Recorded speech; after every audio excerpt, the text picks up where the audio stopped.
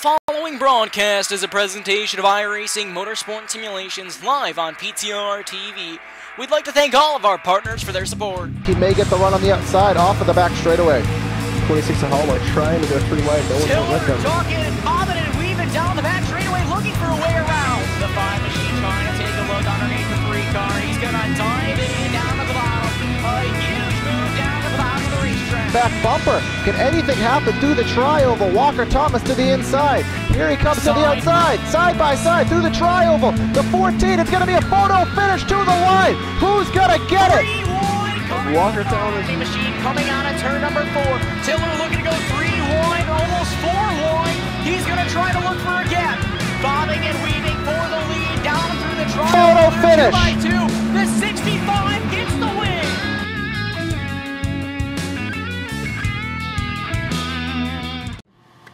So hey, this is the new iRacing scanner, right? Yep, this is our new scanner. Wow, and this scans all your tracks and will scan everything else around it as well? Yeah, you can even scan yourself with it. Oh, that's awesome. Now don't tell Tony that I asked, but how do you turn it on? You just hit this button, scan right here. Cool. And then that's just going to move around? Yep, it'll just do a rotation, scan away. Oh wow, that's cool. That's cool. That's real cool. Hey Kevin, can you come to the office for a minute? Yeah, to show you something. There.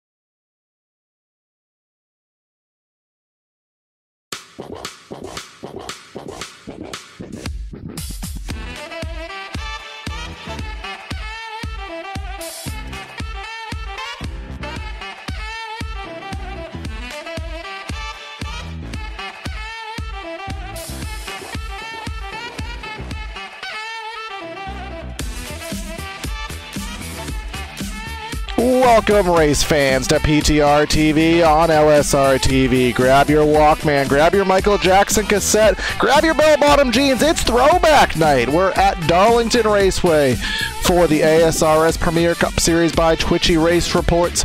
It is the Sheraton 200 presented by league driver Jared Haggerty, and it's the final race before the playoffs. These drivers will be fighting for their playoff lives. A lot of drivers on the bubble, a lot of drivers will be in a difficult spot at the most difficult track arguably on the schedule, Evan. Obviously we have the throwback cars to look forward to, and well, we're going to be in for the Darlington, man. This is not an easy track. It's a difficult race. It's a pressure-filled race. What are you looking for tonight? Man, it's going to be a lot of really good racing out there. It's a fun track just to watch races at. It'll probably be a little bit of attrition based because it's a very tight track out there, and they're going to struggle to run 2 wide, let alone 3 wide, which I know there's going to be some of that tonight. I think it's a really good spot to have this cutoff race. Yeah, I don't think I've seen it on the iRacing service from anybody. We've seen Atlanta, we've seen Richmond, we've seen a couple other tracks be the cutoff race, and well, nice to see something different and really showing these drivers and showing who is the best of the bunch to get those 12 spots in. And all right, now that is on the screen. Josh Gallagher, I think he's just turning some practice laps at this point, getting some last minute practice in and before the race does begin. As you can see here on the chart, Brian Yazik is top of the leaderboard by almost 2/10 over Woody Mahan. So obviously that number 55 machine is not going down without a fight. He wants to go into the playoffs with momentum. Yeah, which usually we always say that he's not the greatest of qualifiers, but always ends up there in the middle or end of the race. And well, he's proven us all wrong tonight, and he's going out there and most likely going to sit on the pole. Yep, indeed. So we'll see how that fares as time is about expiring. Every lap has been officially registered. Again, 96 is just turning some laps just for his own practice sake. Again, thanks to everybody for tuning in. But Evan, while we have the opportunity, let's we don't have the visuals, but we can describe to you guys and everybody out there who is in what position around the cut line. Around the cut line, well, there's 5 drivers locked in. It looks like Jeff Ward, Jared Mogard, Brian Yazik, Jordan Ashland, and Mark Emerson are locked in. And then it's Jason Stewart who is in, I believe, the 6th position. It looks like 31 points above the cutoff line. So it's going to be pretty close. He's going to have a pretty good night here to stay in the playoff position. Sam Maxwell is 23 points in, and Scott Eckridge 10 points in. And Corey, I'll let you say who's out. Yeah, at the moment, from what I am looking at, Jim Foose 10 points out, Drew Carroll 1 point out. We have Haight, Knott, Kennedy, and Mitchell all within striking distance. If my information's the same as yours, I'm not totally sure on that. Yeah, from it looks like what mine is saying, Jim Foose is 10 points out, Drew Carroll 11 points out, Troy Haight also 11 points out, Tim Knott 16 points out, John Kennedy 18 points out, and Mitch Brown 19 points out. Yep, so obviously these guys will try our best to follow that live and let you know who is in the position to advance, who needs to better their run, and who's definitely going to be on the outside looking in. But that is the end of the qualifying server right now, so it's going to switch over and we are going to see cars lining up on the grid. And well, let's bring it to you. The PTR TV on LSRTV Throwback starting grid here tonight from the Lady in Black. On the pole with a lap time 27.707, Brian Yazik coming into Darlington with a head of steam. He will be on the pole. Woody Mahan on the outside of the front row. We have Scott Eckridge in 3rd, Tyler Seville in 4th, Jordan Ashland rolling off in 5th. We have Brandon Stokes in the 6th position. And then in row 4 is Jake Morris and Michael Krovic. And rolling off in the 9th position, we have Clarence Bonner in that number 13 machine, Jared Haggerty in the 6th, rolling off in the 10th position, David Hudson in 11th, Jordan Harnish in 12th, Travis Wright in 13th, Tom McCann in 14th, Jim Foose 15th, and Brian Chrisman in 16th. And we have Brandon Kreutz in P17, Steve Buhala in 18th, Josh Gallagher and JT Littler rounding out the top 20, Troy Haight and Mark Cohn 21st and 22nd, and then John Kennedy and Andy Veltman 23rd and 24th. Rolling off in the 25th position, we see Jared Mogard, who already locked into the playoffs, so we should see him make his way up through this field and try and get him a win here tonight. Mitch Brown in the 26th position, Sam Maxwell 27th, and Jason Stewart in 28th, Nick Kerwin in the 29th position, Zach Calloway in 30th position, Richard Fletcher 31st, Tim Knott in 32nd, Kenny Baker 33rd, and Scott Holler in 34th. Corey, as Nick Kaufman is not racing tonight as he is one of the admins, so just kind of take him out of there. All right, 10-4. If you're looking at it. Yep, I was looking at it. And one other thing to note is in this league, in this division of ASRS, Jeff Ward being the points leader. I may have said Yazik mistakenly. Jeff Ward leading the points by 55, but unfortunately for him, he was not able to make tonight's race. So he has won 5 of the races in the season, and well, someone else is going to have a chance to win this season. He's won nearly half of the races run thus far, and well, there's going to be a new face in victory lane tonight after the 147 laps of tonight's event have been completed. The weather conditions tonight here in Darlington, about 84 on the track and about 93, well, I'm sorry, 84 in the air, 93 on the track, about a 6-mile-an-hour wind. So See how that comes into effect here as we get ready for this race. Brian Yazek and Woody Mahan on the front row. See if they can, who can get the better start here. If Brian Yazek can make that inside lane work, which I really don't know if it's going to be too much of a preferred lane, at least on the restart. What do you think, Corey? Yeah, I would want to just, I mean, for me personally, I just want to be on, I want to be on the bottom, and I want to stay out of the wall. If I can do those two things, I'm a happy camper, and I'm sure that sentiment will be followed by many of these drivers as this race progresses. But here we come through corner number 3 and 4 at the Lady in Black, getting ready to get tonight's festivities. Throwback Night, the Sheraton 200 underway. Pace car is already in a while ago, and there goes Yazek on the loud pedal. We're racing in Darlington. And fourth on back did not get going at all. It's going to stack up the entire outside lane. So now Scott Eckrich through to the second position. Woody Mahan falling back to third, and Jordan Ashland is up to fourth now, so we'll see if he can continue to work his way up through this field. But the top two have kind of broken away from the rest of everyone. Yeah, they have. They are out and showing that they need to get out of the pack and on their way as everybody else is spreading out throughout the field naturally, as what would happen at Darlington. You can see side by side, that was Brandon Stokes in 0-1. Cleared for the spot as after lap 1, everybody already running single file. Jordan Ashland getting by, see who is that? Woody Mahan for that third position. He just got by him there in 1 and 2. We'll see if Woody can try and get back by him here in 3 and 4. Taking a look down to his inside. Gonna back out of that as it's pretty tough to run side by side through there.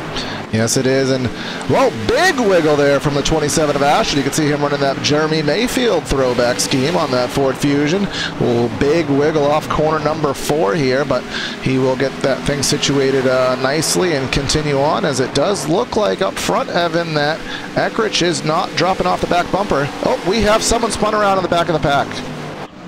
No caution yet, but there were cars. There it is now.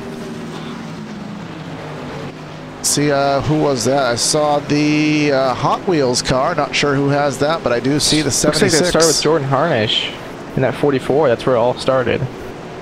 Yeah, we see the Tommy Cannon already has an expired engine on that machine, so we'll go back on replay and try to dissect what happened here very early in tonight's going. Oh, see, we're going to go that much farther than that. Oh, it looks like the 44, he got loose by himself. See, he clipped the apron there. It's kind of how you want to approach there. Into the fence. Well, that'll definitely get that thing out of shape. Into the fence. He's all the way down there on the flat and couldn't get it situated. And when he got off of corner number 2, he got loose onto the track. And then you could see the 76 involved. And again, not going to know these schemes offhand anymore because of all the throwbacks. But so the Adam Petty scheme there, or get by. But we are 4 laps in, and we already have quite a bit of drivers on pit road, Evan.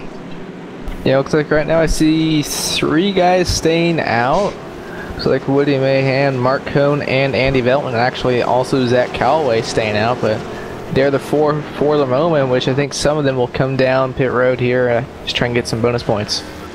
Yeah, we do usually see a couple of drivers stay out for the bonus points, but Woody Mahan, where he did have a good starting spot, I don't expect him to do so. I think he is going to try to race for that spot. Mark Cohn in the 1. Andy Veltman usually is always one to try to get that additional point, but not going to happen, at least on this start. And then Zach Callaway and Steve Buhala. So at least 5, and then Brian Yazek in the 55. He will win the race off of pit road. See, totally different colors on that. He usually has a black and blue and silver machine. You can see the bright green and yellow HPP simulations machine. But here comes Woody Mahan coming down pit road. I'm kind of surprised he's going to give up all that track position. Yeah, I mean, he got the lap led. So, but he was running, I think, like 4th, so he's going to lose a lot of that spot, or a lot of that position here. And Evan, I'll leave it to you because you have the better information on hand. I don't think he is in any kind of playoff contention. Actually, I'll take that back. He does have a win, Evan, on the season. I'll let you confirm his playoff eligibility.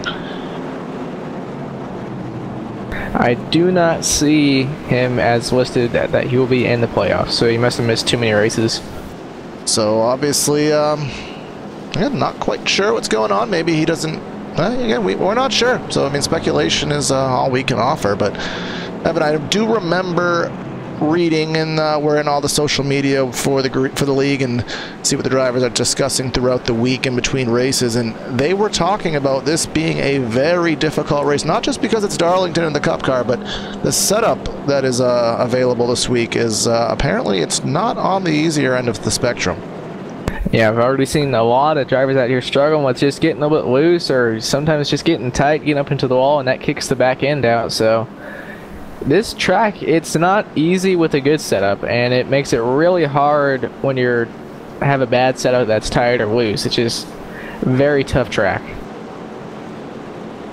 Yes, it is. So we'll have to see how the attrition factor does play out in tonight's event and see if indeed these guys can keep those things pointing in the right direction. But lights are out on the pace car, and Yazik and Ekrich will go side by side, and we'll go green on lap number 8.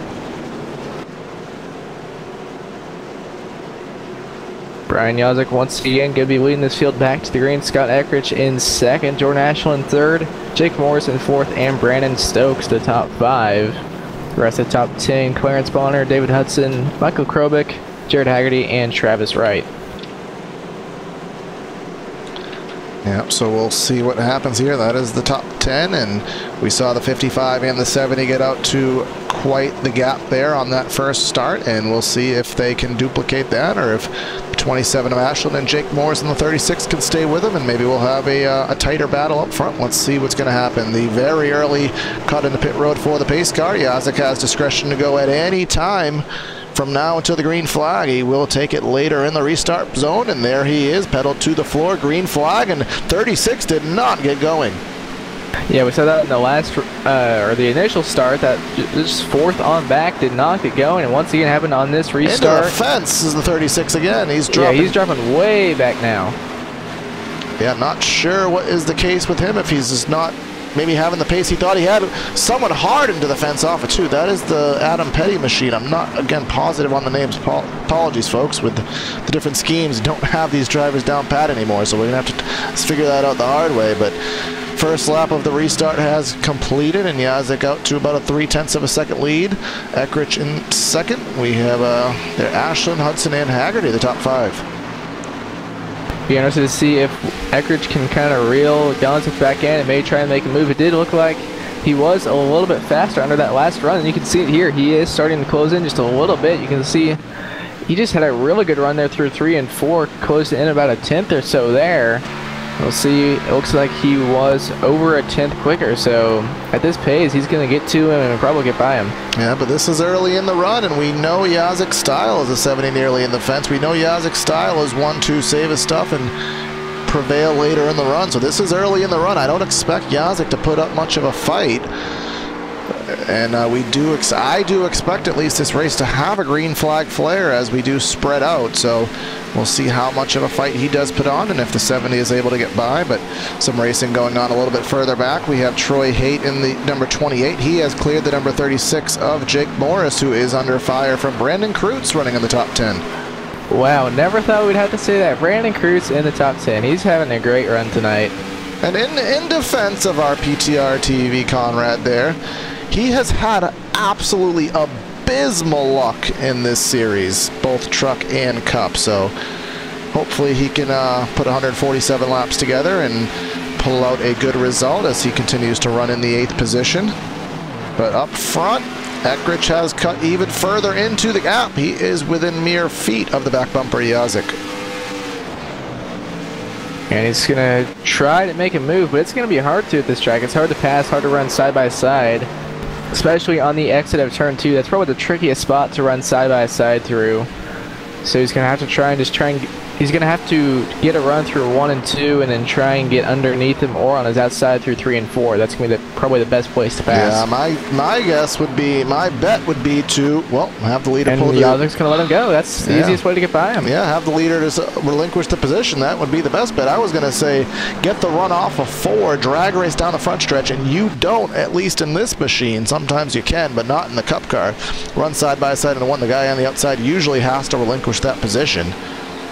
But in 3 and 4, you can run side by side. Usually the advantage goes to the top in 3 and 4. So as you said, Evan, it's not necessarily the easiest feat to pass here.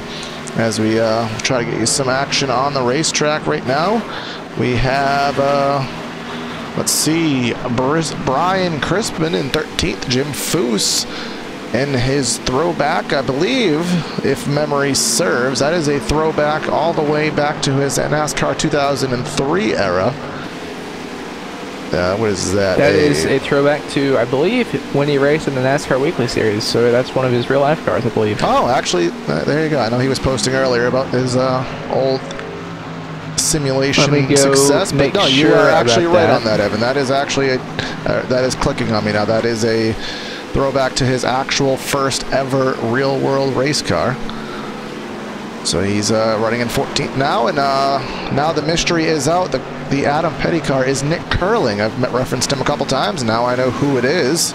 So Nick Curling running in 15th as everybody has gotten themselves into their own little space now, and it'll give us the opportunity, Evan, to do what we love talking about, which is pit strategy. How long can they... We're going to talk about this, and then the caution's going to come out. We are. I'm calling it now. We are going to do that, but you know what? It's TV time, so we have to do it. What is going to happen is Darlington has a ton of abrasiveness. Darlington is going to kill the tires off, and I'm assuming they're going to want to pit before the end of the fuel load.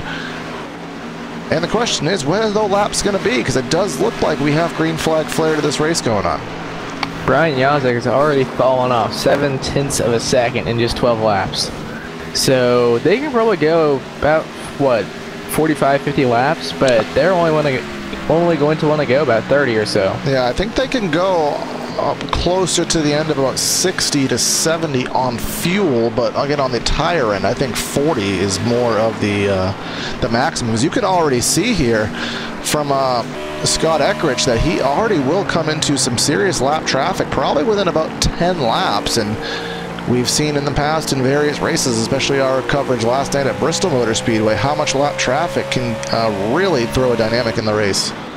And Corey, we've already had 2 cars go around, but they just have not brought the caution out because they're getting off the track. So that's just showing how tough of a track this is, because usually we don't have that many cars going around, but we've already had 2 in like the last 5 laps, but just no cautions for them. Yeah, Darlington, with the way iRacing does work, if you are not on what is deemed to be the racing surface, the flaggers will not deem that the incident is worthy of a caution. So with Darlington having a very narrow racing surface, any wreck that does go all the way to the inside of the speedway will not pull out the caution flag. So maybe a wreck off of corner number 2, and that will just allow them to keep going. And as you said, Evan, clearly that's already happened a couple times tonight. Jared Mogard on his way through the field. He's got in the 6th position. He will clear. That is Troy Haight on his way up. Remember, he started all the way in the back. If memory does serve, I believe he had an EOL, end of line penalty, for the beginning of this race, if I do remember. So that is why he did not qualify. Usually we would never see him all the way in the back of the field, as quick as he is. And he's doing a nice job already up to the 6th position in just 20 laps. So he's done a really nice job to get up through this field, and we'll see if he'll be able to continue that march forward. Yes, it is, and it does seem like, and I want to kind of reference this as it will happen. As you can already see, Eckrich, he is about to run into a hurricane of lappers right now. His last lap, Scott Eckrich, was, and I'm going to have to say this pretty quickly before he gets into traffic, his last lap was a 29.670. I do want to go back to these guys that he is going to be battling with on the tail end of the lead lap. See, Josh Gallagher, for example, a 30.7, so a full 1 second of time difference between your leader and the slower vehicles on the track now. So that is really... Oh, we got cars around on the back stretch. Oh. Scott Haller and David Hudson. Well, JT Littler involved as well.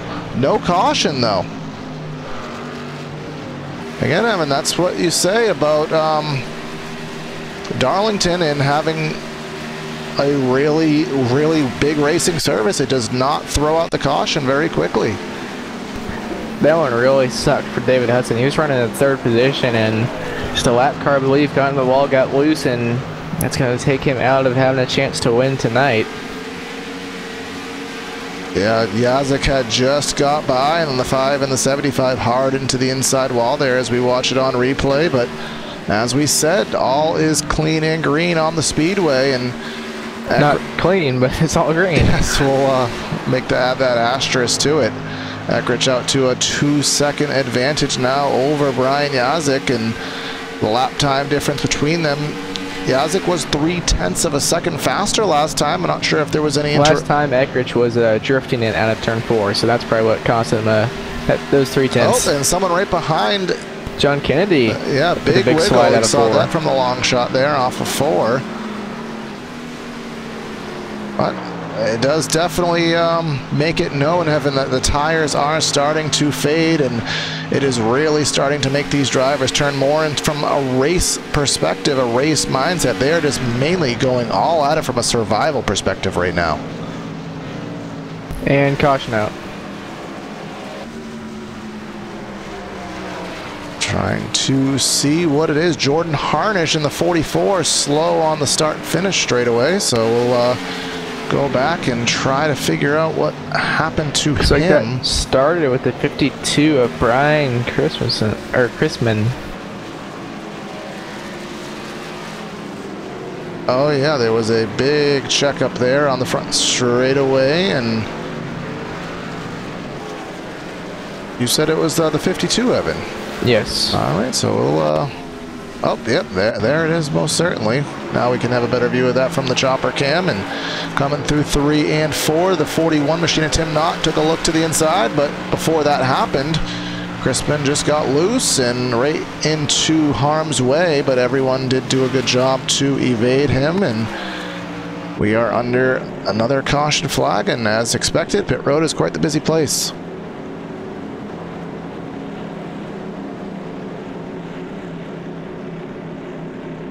Yeah, no one's gonna want to stay out on those 20-lap old tires.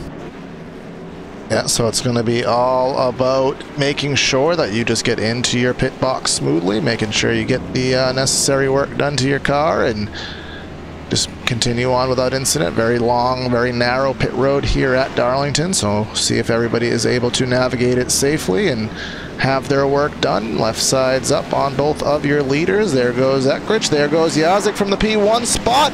Number 1 stall will not be good enough that time by, so Eckrich will hang on to the lead. Ryan Yazik will be second. Andy Veltman did stay out, presumably to get his bonus point, and expect him to pit in the near future. But we're going to step aside here for a brief side-by-side break and be back with you for the restart. So stay with us, please. PTR TV on LSRTV.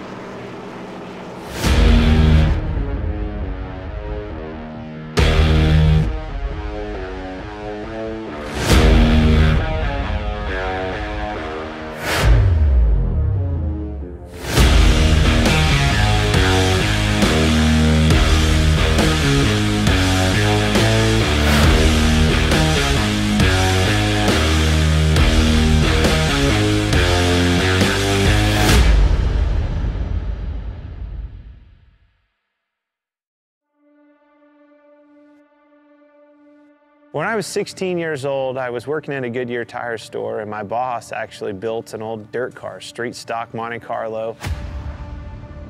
Went with him one night, fell in love with it. It was a hell of a race, hell of a party, and a big fight afterwards. I was like, this is it. This is it for me.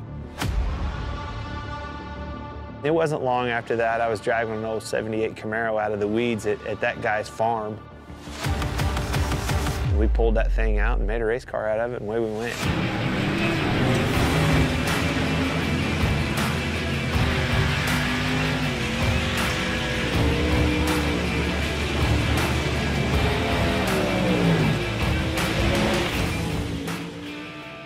You know, I think a driver has more to do with the equation going back and racing dirt, whether it's a modified, a late model. You can do more with the race car. You know, the harder you drive it, a lot of times, the better it goes. You can crawl up on that wheel and feel like you made the difference at the end of the night.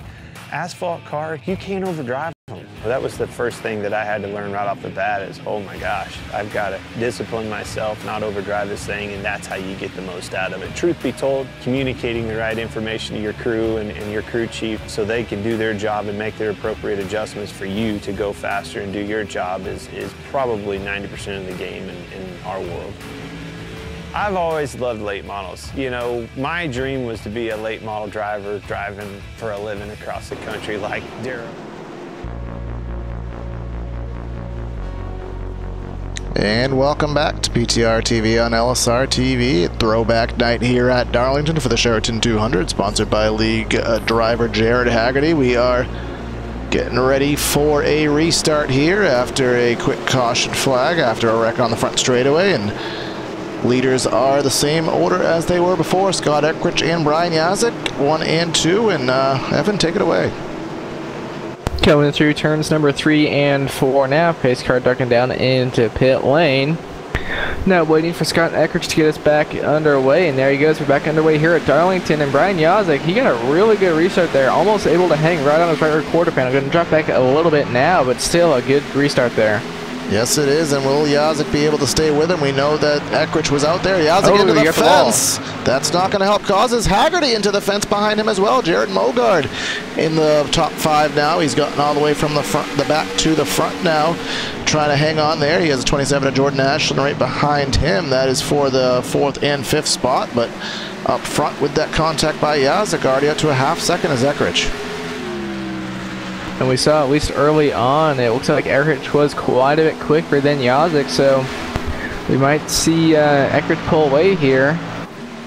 But I wonder if he might be just burning his tires up a little bit too much. We'll find out if we can get a pretty good run in here. Yeah, Yazik had gone from about 2.5 seconds to 2 seconds there right at that last caution, so we didn't get to see if that end of the run would have really brought that gap even closer. That's something we'll have to follow, if assuming we do get a extended run in tonight's race. But see, everybody is already in their single file formation. Michael Krobik is trying to close to the back bumper of the 27. That would be for the 5th spot.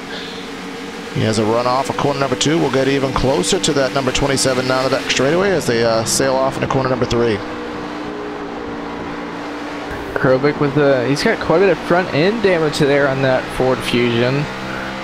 So I wonder if that's hurting him too much. It looks like he might be losing a little bit of straightaway speed down the front and back stretch. So I don't know if he's low on engine power, or if it might just be some aero, but you can see he's still able to get the runs out of the corners and got a good run there down the back stretch. He's going to try and take a look into turn 3. Might clear him here. Yes, he will. Ashland didn't go down without a fight, which I wouldn't expect him to. Mitch Brown now is going to try to fill the gap in, and as I kind of talked about earlier, he will back off into 1. You really don't want to be side by side in corner number 1 here, especially on the outside. That wall will get even closer to you and easy to hit, so gotta make sure you salvage the car. So hang on to those positions, and you can see that Eckrich still out by a half second. Yazik is running right up there on the fence trying to gain some time. He is doing so slowly, but someone else who is gaining time, Jared Mogard, closing in on the 3rd place spot of Jared Haggerty. Mogard trying to continue his run up through this field, and looks like Haggerty might be getting a little bit tight out of turn 2. Actually got a really good run there. I think Mogard might have got a little bit tight as well.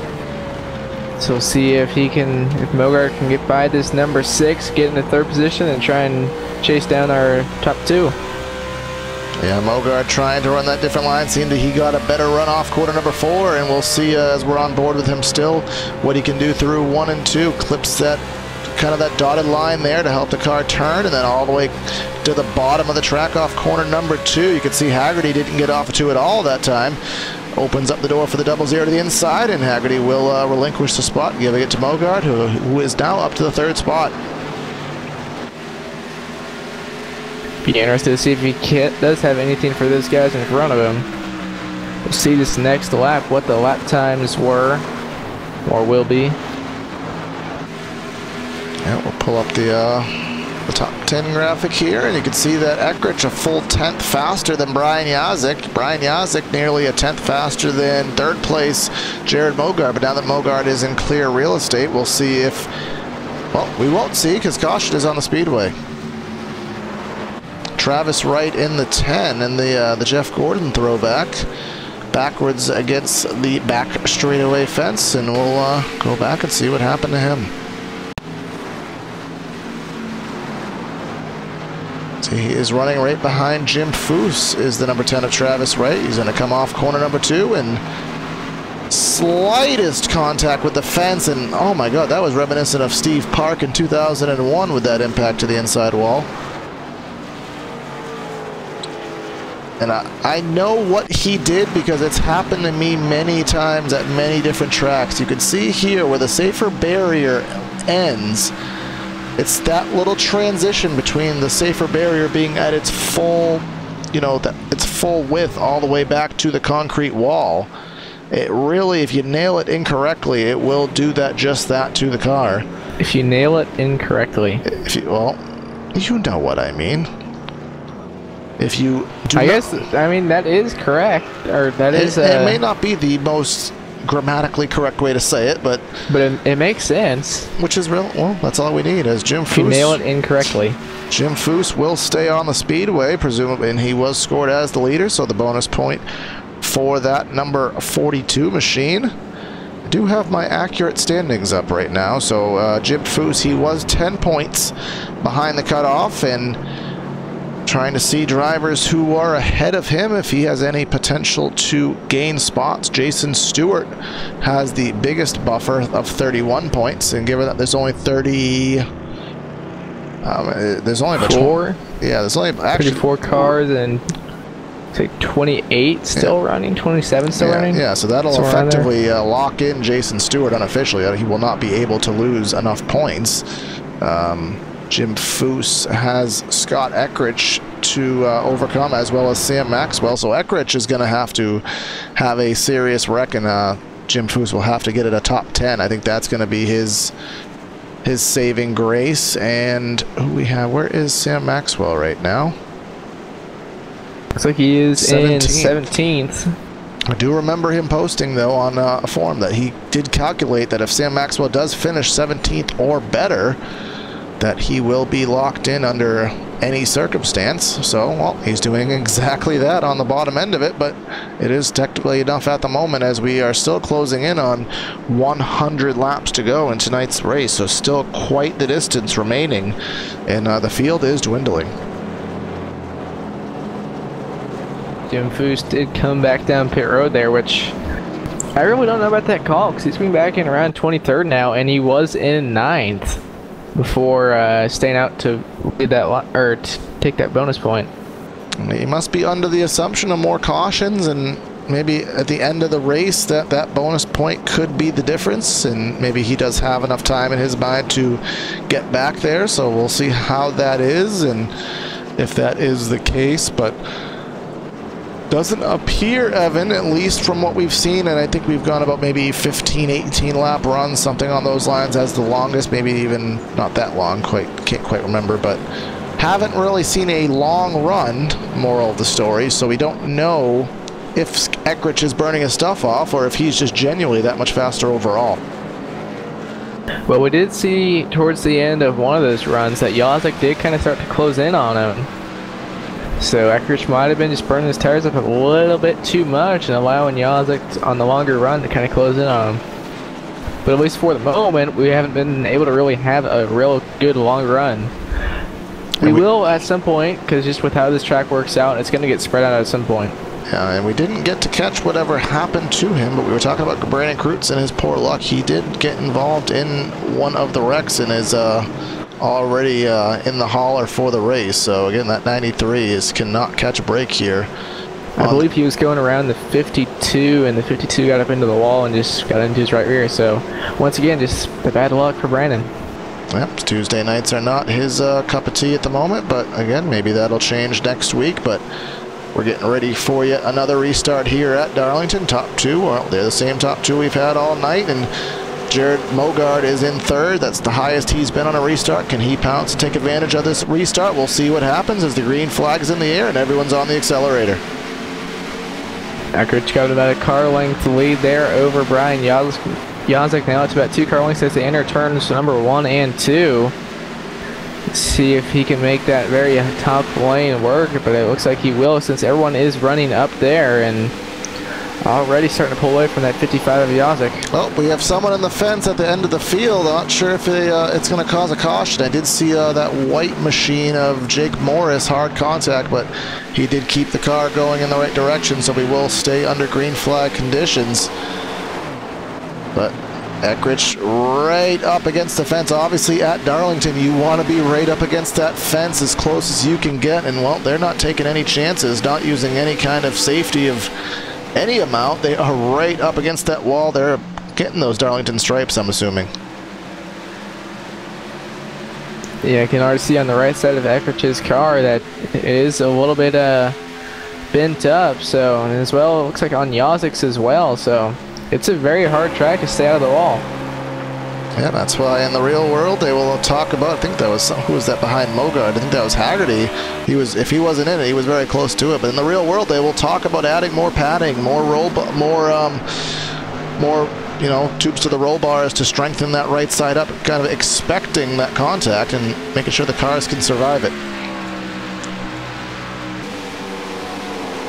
So here we come. We are spread out amongst your leaders right now. Scott Eckrich, Brian Yazek, Jared Mogard, Jared Haggerty, Michael Krobik in the top 5, Jordan Ashland, Troy Haight, Woody Mahan, Tyler Seville, and Mark Cohn. Remember, Woody Mahan did qualify in the 2nd position, if memory does serve, and he did have an interesting pit call earlier in the race to pit, to stay out, and then pit and go to the back of the field. He has gotten himself back to 8th from that. We'll see if he does have the speed to get back up there and contend with these guys up front. Yeah, still I'm not quite sure why he made that call, because it looks like he's not in the playoff picture, so I guess he just wanted to lead that lap. You can see here on that number 40 machine, we'll try to call out the schemes if we can. No sponsors on that machine, but kind of the classic racing stripe, kind of a nice ride there. I do like that one for Mahan, and we'll see what else is on the speedway right now. Tyler Seville, I think that is a Scott Riggs scheme, if memory serves, from I think the early 2000s era in the Busch Series. Got Mark Cohn with the old school Rusty Wallace, the genuine draft scheme, nice scheme. Sam Maxwell running his classic scheme. Zach Calloway is running is that a Keselowski? Help me out, Evan. That's just a fictional car. Oh. That I don't think that car has ever been ran in real life. All right, so we can't give credit on that. Mitch Brown can't quite make that one out from a distance, but Nick Curling is in 14th with the Adam Petty scheme. Jim Foose, we talked about his real world scheme in 15th. We have, oh my God, I don't know who this one is. The Camel scheme, I know I've seen this one in the late 90s. I cannot pinpoint it. Somebody in chat, please put that one in there for me. Now we're getting really to the throwbacks here. The old school Burger King scheme. We're still not missing much out front, guys. I am keeping an eye on that. Corey, that 41, I believe, is Jimmy Spencer. Yes, that is a mid-90s scheme. Old school, that is a Burger King logo from well back in the day. I cannot, again, some of these are even beyond my time of watching NASCAR. I was only, actually Evan was not even alive at this point, so he doesn't know the 90s schemes too well, but we have Tim Knott in the Corona. Not quite sure on that one. Kenny Baker. So that 28 is either Alan Kulwicki or Ricky Rudd, depending on the era. And that about wraps it up. We did kind of see the ones that are up front. Scott Eckrich running his classic scheme. Ryan Yazek with a custom scheme. Jared Mogard running his own normal scheme. And 4th and 5th running their own custom scheme. So that is the throwbacks. We talked about Ashland and his Mayfield, and some smoke. Where is that coming from? Oh, wherever Looking to see. Someone must have just got loose. Yes. Oh, someone maybe has expired the engine. Only car on pit road is the 47 at the moment, but back to the action. We are 13 laps into the run, and Scott Eckrich is out to a 1 second lead, so he is currently running about a half a tenth faster than Yazik every lap. We'll see what that is as they complete lap number 53. It is a 29.09 to a 29.14, so half a tenth in the favor of Eckrich, which will help extend that lead a little bit further. Again, talking to the differential throughout the field with times, your leaders are in the low 29-second bracket. Yeah, Eckrich being just about a 1, Yazik in the 1s. Mogard is a 29.5, at least on the last lap, so he's 4 tenths slower, but 2 tenths slower that last lap.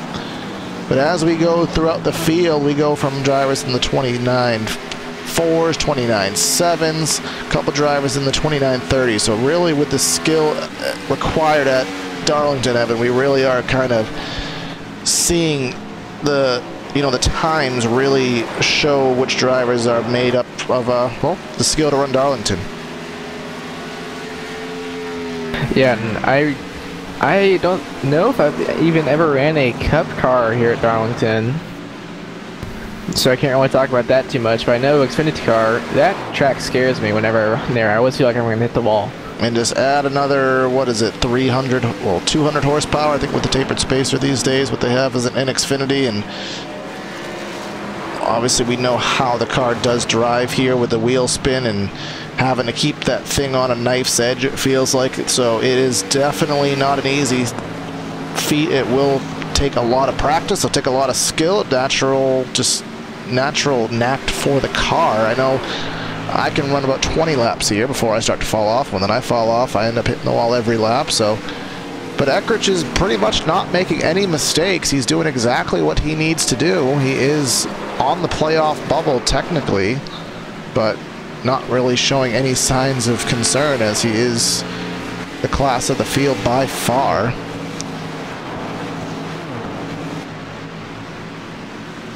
And Corey, they're about 18 laps into this run, so that means they might be getting pretty close to pit stops here. Probably they want to pit right now, but they're gonna have to go probably what, another 20 laps or so. Yeah, you'd say around 40. I mean, well, if we can, now that we have the opportunity, as things are starting to spread out, we will try to find the closest battle on the track. That is right now Haggerty and Krobik for 5th spot. We are pushing about 87 laps to go, which I would probably be safe to say is about a 2-stop race from this point.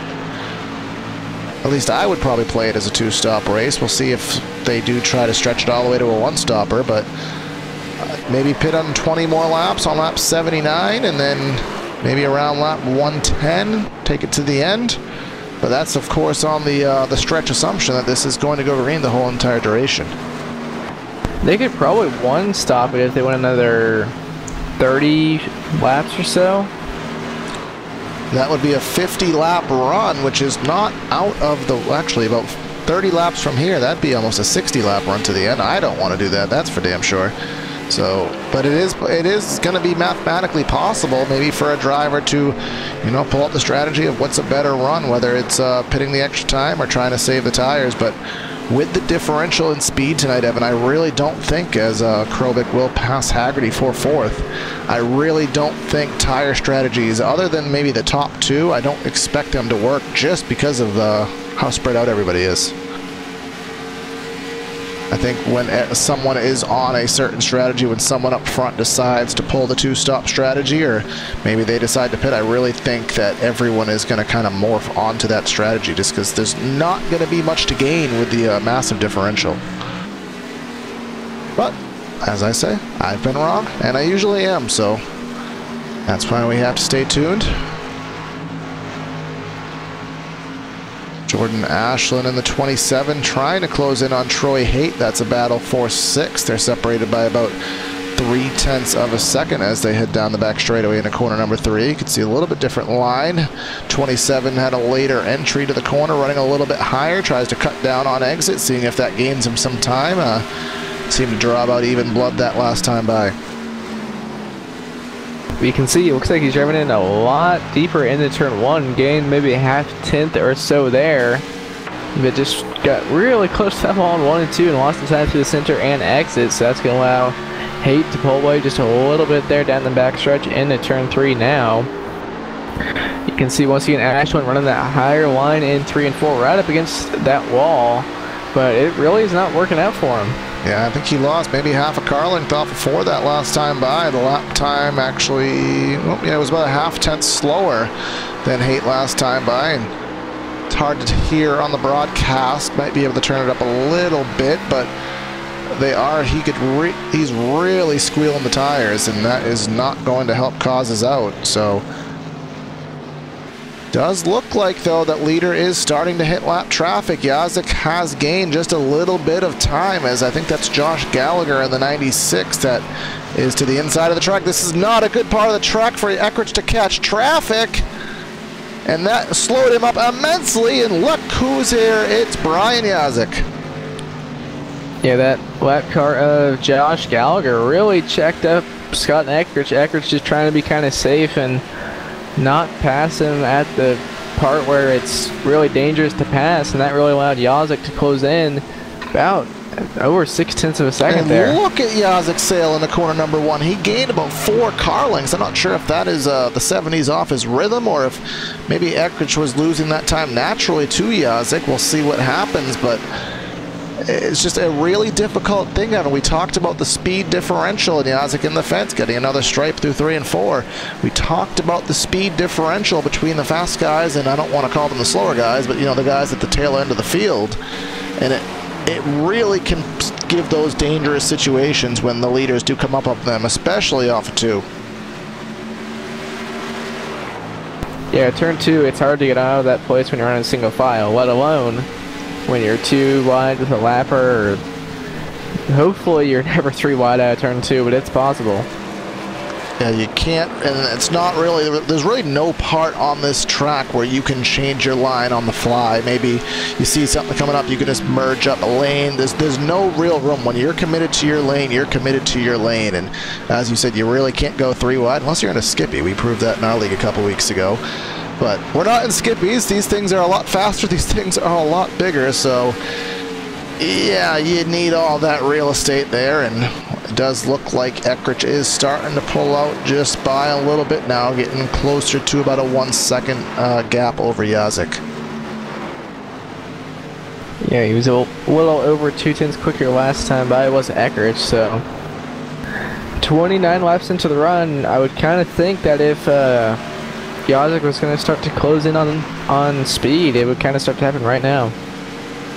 Yeah, we'll see what it is on the, we'll pull up the lap graph one more time and see what it is now that they are both in their own bubbles of, well, you know, they have their own space on the track to run their laps, however I want to enunciate that, and about a 1/10 of a second, actually almost a 1/10 and a half even, going to Eckrich last time, and that equates to that gap closing even closer to 1 second. See, all the way back there in 9th position, Mitch Brown actually ran the fastest lap of anybody in the top 10 last time by. Usually you don't have to look that far back to find the fastest lap, but hey, that was a pretty good lap for him. Yeah, maybe he's found something. Again, I'm not quite sure what. You don't, as you said, Evie, you don't see that. And he's still running. I mean, last time by it wasn't as fast, but the last time by that the 18 ran, yeah, they would have put him 3rd on the chart. So give that number 18 some track position. He's going to have something to battle with, as this is a very awkward number, so I'm not quite sure on what the halfway is. I want to say 75, no, 73, is that halfway? Hang on, our Joe is telling us. Silent Joe behind the scenes with the calculator. I want to say this is halfway right here. 77. Okay, see, that's exactly why we didn't call it. 147. They're technically 76 and a half, but you know, 77. We are on a 1.366 mile track, which to equate a 200-mile race, obviously it is quite the But Joe says it's not right. Okay, Joe. It's not lap 77.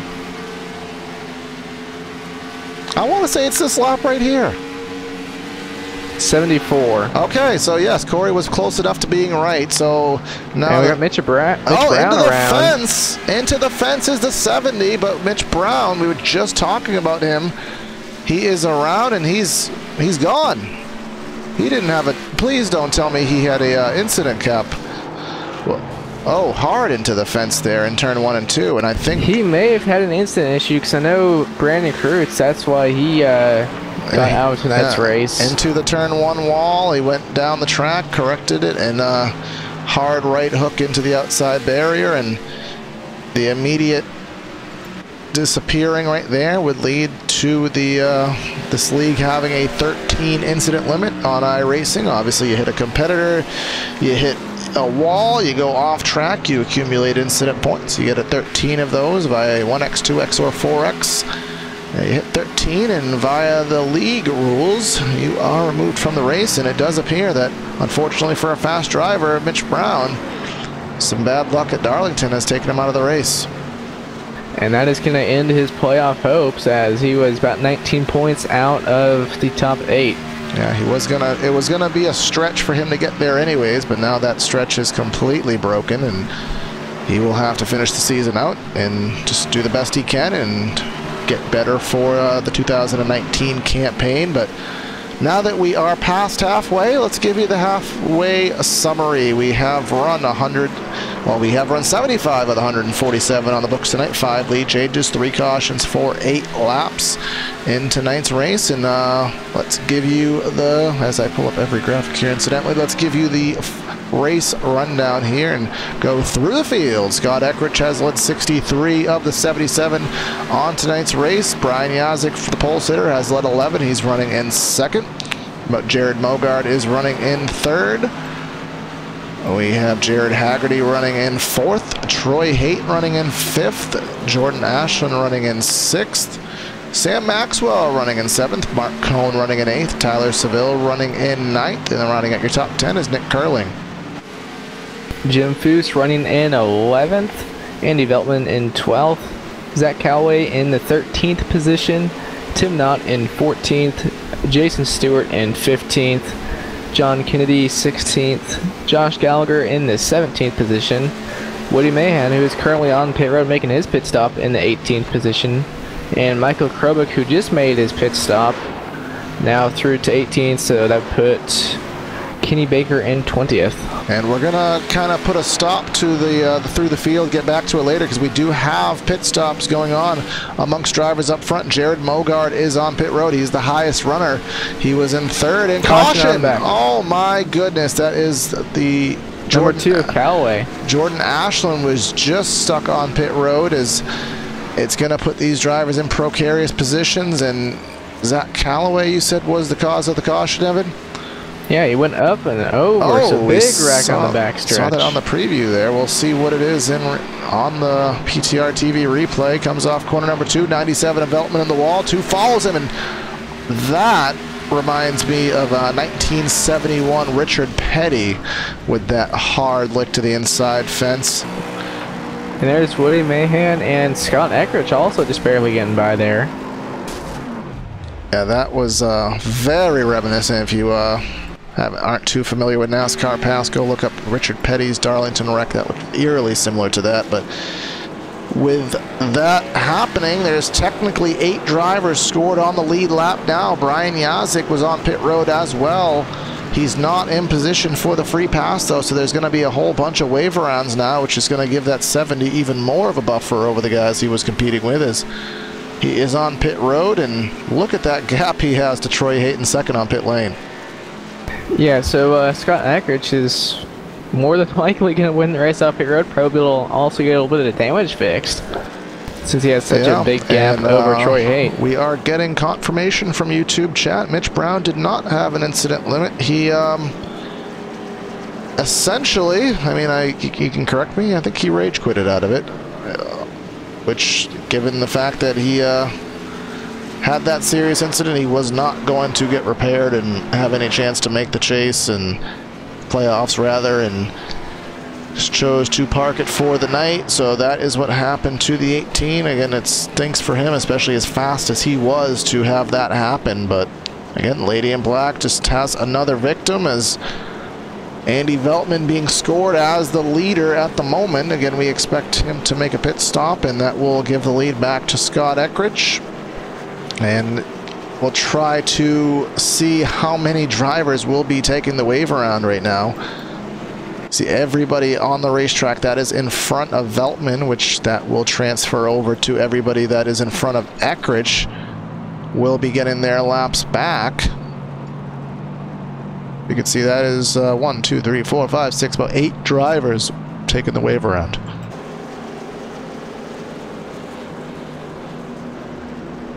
So yeah, just when cautions come out during green flag pit stops, that can change a lot, which, so that's going to put Brian Yazek, he's scored in 10th right now, but he's going to be behind all the guys that did not take a wave around, including the lap cars that chose to not take the wave around. So that's going to be very tough for him to get back out through this field, but it's a good thing for him as we are only just past halfway.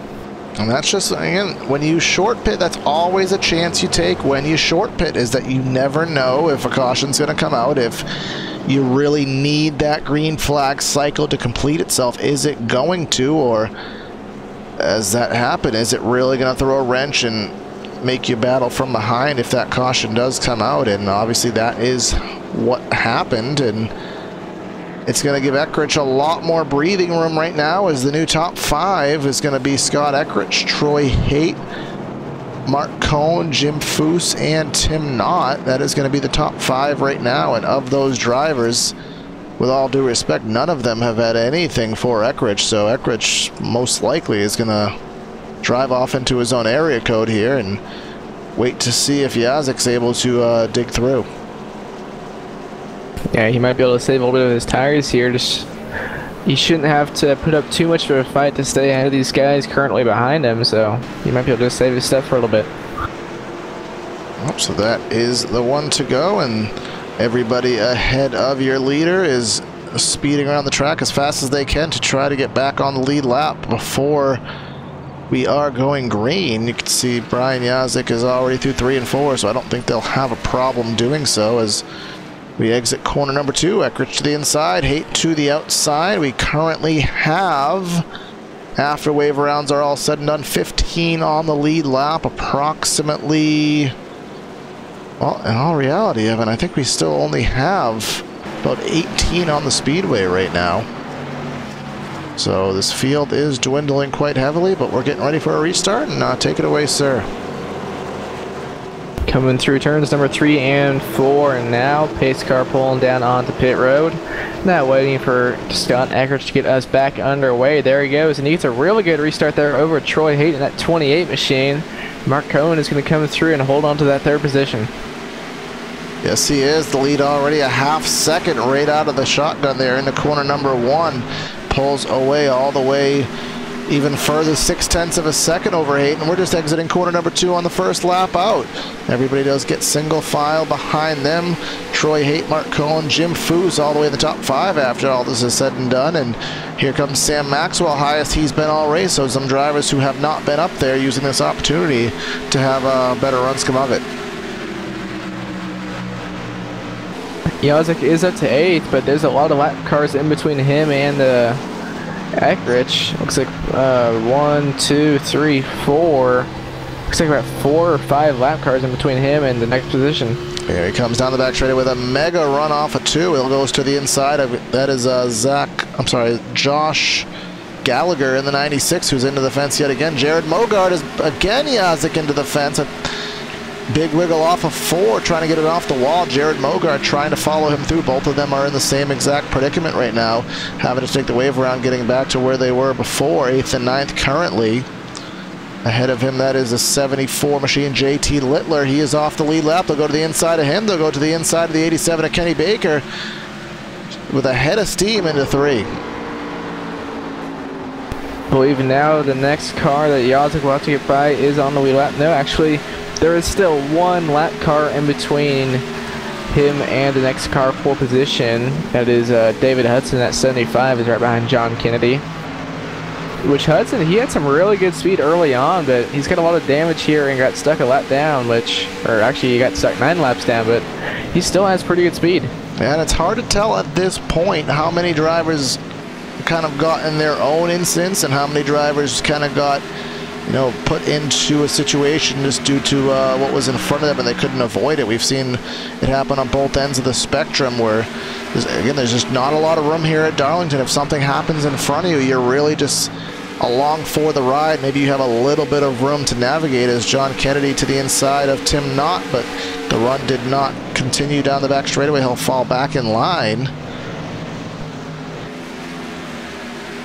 Trying to get the run off of 4, and there he goes with a look to the inside, and again, nothing doing there. He'll drop back in line, but Kennedy is definitely trying to get that by that 41 machine. And right behind Kennedy is now Brian Yazek and Jared Mogard. David Hudson did let them go, so out of turn 2 you can just see the huge run that Yazek got there over the 89 of Kennedy, and going down into turn 3, and he's going to clear him. John Kennedy up into the wall there. That allows both Yazek and Mogard to get by, so Tim Knott now in front of those drivers. But the thing is, right now for Yazek is he does have a few lap older tires than Eckrich.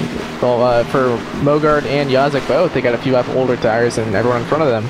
And so at this point, as he goes to the inside of Tim Knott, that is 4-6, and you can see Jared Mogard almost drafting their way through there, running so tightly through this end of the speedway, and into the fence goes Knott, and here comes Mogard with a look to the inside of Yazek. Didn't quite have the run to continue the endeavor as he'll fall back in line, but Evan, we are getting close to 47, well, close to 50 to go in the race. So from this point on, if we do stay green, it is most certainly a one-stop race. The question's going to be, do you short pit? Do you try to pit as late as possible?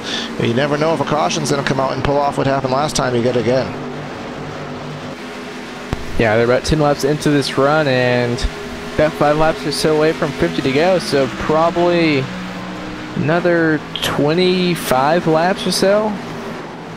Yeah, that would put us pit around 30 laps to go, I'd say. Yeah, I think that's a pretty safe bet, as here comes Yazek and Mogard to the attention of Jim Foose, who is currently running in 5th in that number 42, and I don't feel like he's going to be running in 5th for too much longer. Again, Yazek kicking up some sparks yet again. He is not afraid to put her right up against that fence. Didn't lose any time to Mogard in the process, so that'll work out for him, and he'll find a way by that 42. 42 goes high in 1, and Yazek will look to the inside. This is not a good passing zone, so Foose will back off, letting the 55 go by, and that'll also allow the 00 to go by with the momentum loss. Mogard on the inside of Foose going down into turn 3, and they're going to stay side by side there. We'll see if Mogard will be able to get by him out of turn 4, and Jim Foose using that high line to his advantage. A little bit of contact there, but Jim Foose made that high lane work and actually stayed with him. Yeah, he's not backing off. He'll just now back off, and I think the 00 really kind of forced the door closed there on the 42, but the 42 definitely put up a fight. He kind of let Yazek go, but did not let that 00 go, and I don't think Mogard was overly appreciative of that, but he will try to continue on his way now that they are 5th and 6th in the cautions on the speedway. Jared Haggerty, slow on corner number 3, race sponsor of tonight. And he had a little bit of a spin down the back straightaway, it appears. Looks like he went around maybe out of turn 2. He got the wall and he spun out down the back stretch. Did a nice job, really, to not hit too much. He got the wall out of turn 2, and that's it. Yeah, I mean, as long as the car is pointing straight, he should be fine after that. So Haggerty back to 14th, and we'll have some repairs to do, but nothing overly catastrophic. And Eckrich will catch up with the pace car, and pace car is in the middle of the back straightaway, and we will get ready for another set of stops. And we haven't had a long run, Evan, so I can't quite say this will be the run to the checkers, but if this does go green from here, and we keep saying this, I really don't expect to see these guys down pit road. I think this will be the final stop. Yeah, they can definitely make it to the end on fuel. It's going to be a matter of if tires are worth that much, which I don't think they will be. But if there is a caution, we'll definitely see these guys come back down pit road. And we can see, depending on how many cautions we have, it may throw up a little bit of strategy later in the race, but we'll have to find that out. And Andy Veltman will stay on the speedway. I'm not sure if he has led a lap yet, and if he hasn't, this is the first one for him. Yes, the first time of all the times he has stayed out, he has been scored the leader of this lap, so he will get that point now as Eckrich all the way on the turn 1 end of the pit road will enter his stall nice and smoothly there. Here comes Yazik. Yazik will see if he can get that #1 stall and maybe gain maybe 1 or 2 positions from that ideal position. See where Yazik ends up coming out of pit road. Eckrich is going to win the race off, and Yazik third spot. Looks like third. Mogard out 4th, and Maxwell out 5th. Alright, so we are exiting the pits here, and we're gonna again step aside for a brief side-by-side and be back with you guys for the restart. So again, please stay with us. That drive for me, I mean, that was, truth be told, that was my dream, you know.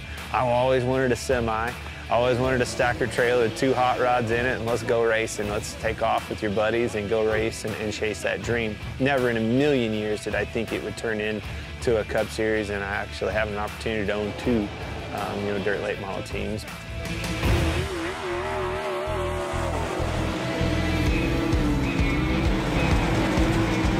When you think of iRacing, you don't think of a video game. It's not. It's way above and beyond any of that.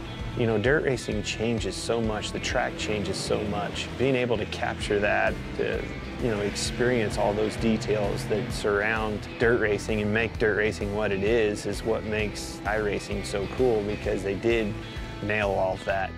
I knew when they came to our shop and scanned cars and went to the detail of getting that car right, I knew that it was going to be over the top, because it blew my mind just the work that went into making sure the car itself was legit. This sport has been around a long time. The competition can't be replaced, and that's what brings people back to the racetrack week in and week out.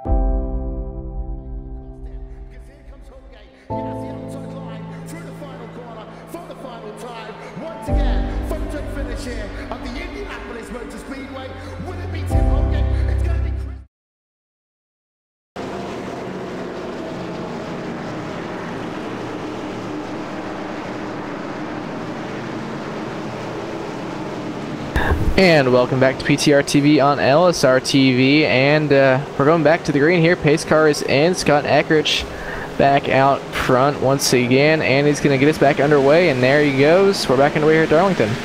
And he's out to the mega jump that we have been used to, but the guys that have been racing with him have gotten themselves back through the mess and have recovered from that green flag stop that had the yellow interrupting it. Mogard is now into third. Yazik can't get by. He's into fourth.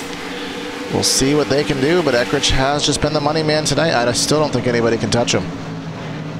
Troy Haight currently still holding on to that second position, and kind of thought Mogard and Yazik would be able to get by him a little bit easier, but they still have not been able to. Going down into turns number 1 and 2 now. We'll see if they can get anything done there, and gaining a little bit, but still not a whole lot. Yeah, I think that they may be faster, obviously, but they're Hate is running decent enough that the pass is not just going to come easily. And well, we are back under caution, and it does look like Tim Knott and the 75 machine on the back straightaway of David Hudson, who I think just had a incident cap, so he just disappeared abruptly. We'll see what happened again on the replay. Oh my god, that turn 2 wall has had some vicious impacts tonight. Go a little bit further back and try to assess this. See, 41 too high into the fence, all the way into the inside wall. He bounced back into the speedway. There's Jared Haggerty. Remember Haggerty, I can't tell who else that was. There was about 3 or 4 cars that pinballed off the 41 as he was spinning down the back straightaway. Remember, Haggerty just had that slight contact for that last caution, and a lot more serious of impact, but after about 3 laps, we're already down pit road. Most of the field coming down. Troy 8 is staying out, but pretty much everyone behind him is coming down pit road.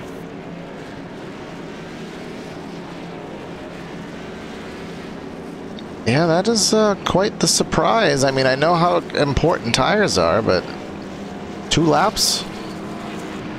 Yeah, so. But given that everyone except Hate did pit, there's not going to be anything coming from that, and on the negative spectrum, so Hate will have a little bit of disadvantage, maybe a 10th or 2, but he'll do his best to hang on as best he can. We can see that there are 16 drivers on the lead lap at the moment. Guys who have retired from the race. It does appear that Tim Knott is going to be out of the race permanently with that damage. JT Littler is in 19th. We do have David Hudson, Woody Mahan, Zach Calloway, Mitch Brown, Jake Morris, Jordan Harnish, Travis Wright, Brian Crispin, Brandon Cruz, Scott Haller, Brandon Stokes, Steve Buhala, Clarence Bonner, and Tommy Cannon. I think that is the biggest attrition risk we have ever read in this league. Yeah, just this track, like we've said many times tonight, it is just tough. The races here are usually very attrition based, and I don't think we expected it to be this attrition based, but we've had a lot of incidents tonight. Yeah, and many of them have stemmed off corner number 2. I've said it many a time where drivers, it's really one line off 2, and as the track rubbers in and heats up, you still don't have the opportunity to change your line. It just makes that turn 2 even more difficult. You run too high, as Tim Knott did, and you're going to hit that wall, and when you hit that wall, it just has been shooting you full bore down to the back straightaway pit wall, and we've seen, as not just experience, it just threw him all amongst the back straightaway, and a couple drivers had their night end from it. See if we get the white screw on the pace car next time by. Coming through 3 and 4 now, we'll find out on the front stretch. So how do you think Troy Haight on those older tires are going to do?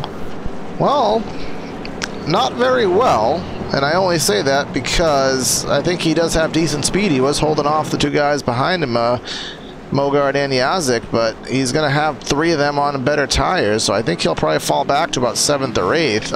But we'll see.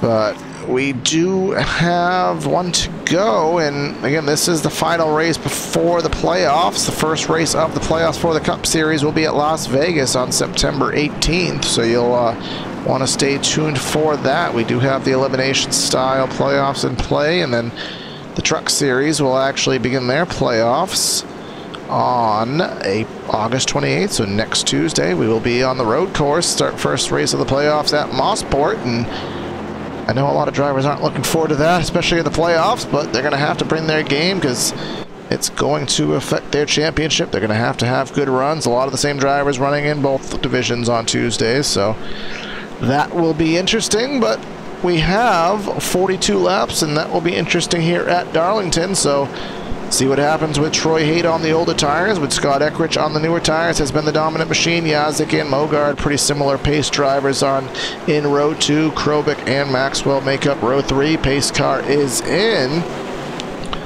28, the control vehicle to the bottom, on the loud pedal early in the box. He's going to get that gap. Green flag in the air. And Eckridge did not get a very good restart there, but he's still going to hold on to the second position, as Yazik was not able to get a very great restart either. Could not stay next to Eckridge. And contact between Yazik and Mogard, and how did he save that?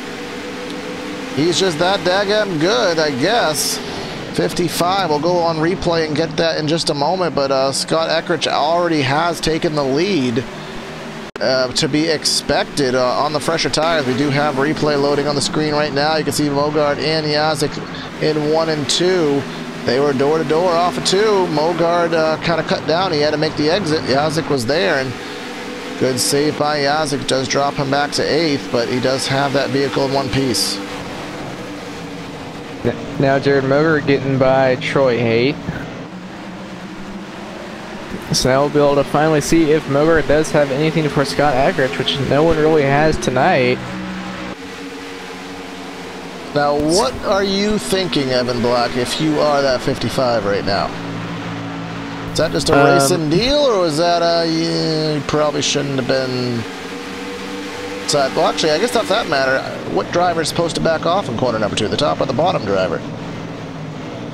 I guess it's kind of just a Darlington deal, I'll say it, but I don't think that 55 is going to be happy either way. He's now back in 7th, and he's going to have some work to do to get back into that spot, probably about 3rd, where he probably should be right now. Yeah, Yazik probably is not going to be very happy, because Mogard did kind of turn down on his door just a little bit. Not a whole lot. It was kind of just, it's Darlington. It's really hard to run side by side out of turn 2 without contact, so... We'll see, but he still has about 5 spots to gain if he wants to get back up to Mogard. Yeah, it's just later in the race, as we said, especially in corner number 1, exiting corner number 2, that's the trickier end of the speedway. It's kind of etiquette that you don't run side by side through the entrance and the exit. You can kind of get away with it through the center, but somebody has to lift, and when nobody does lift, it kind of... I mean, it makes situations like that. They lucked out that there was no serious wreck, but it may not end that way next time. Again, we'll see what happens if anything progresses. But Haight in that number 28, he's about to lose a spot to Michael Krobik. Obviously, the older tires of the 28 starting to show their age right now as he starts to slow down. And 72 off corner number 2 down the back straightaway, getting right to the back bumper. See if he tries to make a move down into turn 3. Does not look like he is going to. But a little bit higher through the center of 3 and 4. Going to try and get that run down the front stretch, which he is going to get, but don't think he's going to have enough of a run to get underneath him in 1 and 2 now. I don't think he's going to want to get underneath him in 1 and 2. He's going to have to just try and get a good run here and then make something happen in 3 and 4. Yeah, they're about equal off of 2, and they'll drag race down the back straightaway here at Darlington. And in number 3, you can see the 72 with that higher entry, and that might give him that run on the exit of the corner. It does look like that it did. And he won't have enough to make a move that time by. He can try to set himself up for a pass this lap. He's going to run that higher lane, and Troy Haight didn't get off of 2 very well there. That allowed Krobik to get a run down the back stretch, but still not close enough to make the run into 3 and 4, as it looks like Eckridge is starting to come up on some lap traffic. Kenny Baker and Richard Fletcher. Just notice, looks like they are just letting him go. Just notice too, Krobik in that number 72. He has an old school Thunderbird on that number 72. And did not even notice that nice little touch for the throwback on that car. But as you said, a little bit of traffic did occur, and that traffic did dissipate rather quickly. A lot of clear real estate in front of the 70, and the gap was about 0.8 of a second. It has slowly worked its way up to about 1/3 second, so it does not look like Mogard is going to be much of a challenge for the 70, but in battle for 3rd still on, and they are quite close quarters racing for the latter end of the top 10. Krobik still not able to get that run that he needs to, as it looks like this is the closest battle on the track. So it's just showing how tough it is to pass at this track. He's running higher in 3 and 4, just about able to get to his outside, but you don't really want to be on the outside through 1 and 2. He is really having a tough time trying to pass. Hayden doing better than I expected on those tires. I expected him to maybe fall back towards the latter end of this train, maybe about towards the 7th spot, but he's hanging on to 3rd rather well. Just he's running better than the 72 in the right spots on the track. 72 just can't take advantage of the spots where he is better. He's going to try to get to the outside here. I don't think it's going to work for him. It will not. Big wiggle from the 72. That's not going to help his cause. Right behind them, he has Sam Maxwell and Brian Yazek, as well as I think Jordan. Actually, Jordan Ashland is not back there. I'm trying to see who that is. Actually, yeah, it is Jordan Ashland. Right there behind Brian Yazek. So that's pretty close from 3rd to 7th. Yeah, Yazek on the tail end, trying to get into the top 5. He's in 6th on the outside looking in, trying to get that top 5, but he has 3 positions right in front of him. And here he goes with a look to the inside of Maxwell, entered corner number 1, and well, no one's going to lift. Maxwell's going to sail it on in there, keeps it off the fence, does keep it in front of the 55. Now the 27 may take that as an opportunity to go to the inside of Yazek. Yazek did not get through 1 and 2 very well. There we see. We'll see if he can gain some ground back here in 3 and 4. Running a lot higher than those guys in front of him, trying to get that run, and it's working. He got once again a good run out of 4. He's going to try and make another move down into turn 1. Didn't work for him last time. We'll see if he does here this time, and looks like it's once again not going to work. Yeah, he's just you don't want to run side by side on the entry of 1, and it's obviously shown that Maxwell is not going to roll over and play dead. You can't do it at this point in the race. So he's going to make Yazek earn it to get more position and maybe force Maxwell to back off, but that hasn't happened yet. So here he comes trying to get that momentum built up again. But still a little bit further ahead of this, that 28 still holding off Krobik as Yazek is in the wall again. And here comes the 27 of Ashland to the outside, but he will not have the momentum. Yazek will continue and try to regroup again, but Yazek has been in the wall, I think, more than anybody tonight. Yeah, he's really been getting his Darlington stripes here tonight. So he's going to need to really stop doing that and try and just get back into a rhythm of clicking off some good lap times and trying to get around these guys in front of him. Caution out. Oh, never mind. That thought will have to hold, and it is Veltman and Kennedy.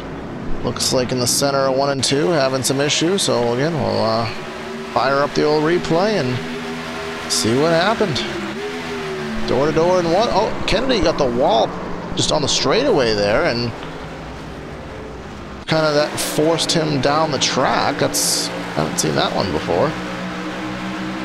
He's just running down the front straightaway, and he just swerved to the right, and when he hit the wall, there was the 97. So yeah, haven't seen that one yet, but there we go. That is a caution out, and 25 to go in the race, and expect pit road to be a busy place. You can't still take 2 tires. That's not going to be a call worth making, but we'll see if anybody maybe screws up their pit entry and into the pit box and maybe cost some time. We'll see what happens. As here we come. Tell you, it did look like that 70 really drove it into the commitment cone full speed there. I mean, I'm assuming he did slow down in time, but he did really sail it onto the commitment cone. I guess we'll find out. We will. Right side's up on the number 70, and again, Yazek with that number 1 stall. Will that give him any benefit? It's gained him a couple spots tonight. Left side's up on Eckrich, left side's down on Eckrich. He goes, no penalty at all. Here comes Yazek. Mogard in second, and the battle will be for the 55 and the 72. They are teammates. Does look like it will go to Yazek for P3.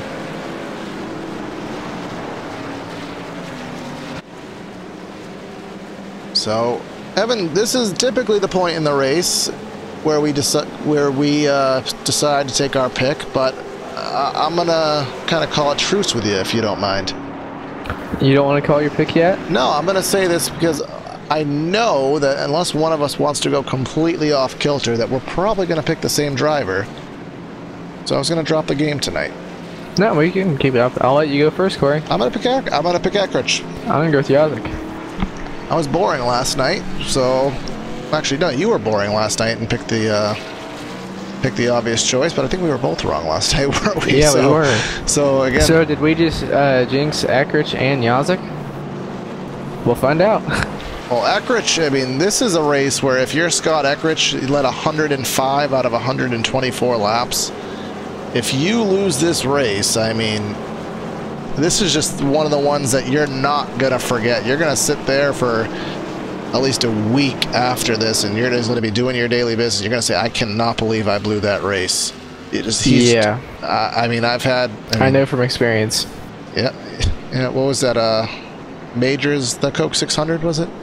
That was one. I led, I think, over 200 laps and finished second.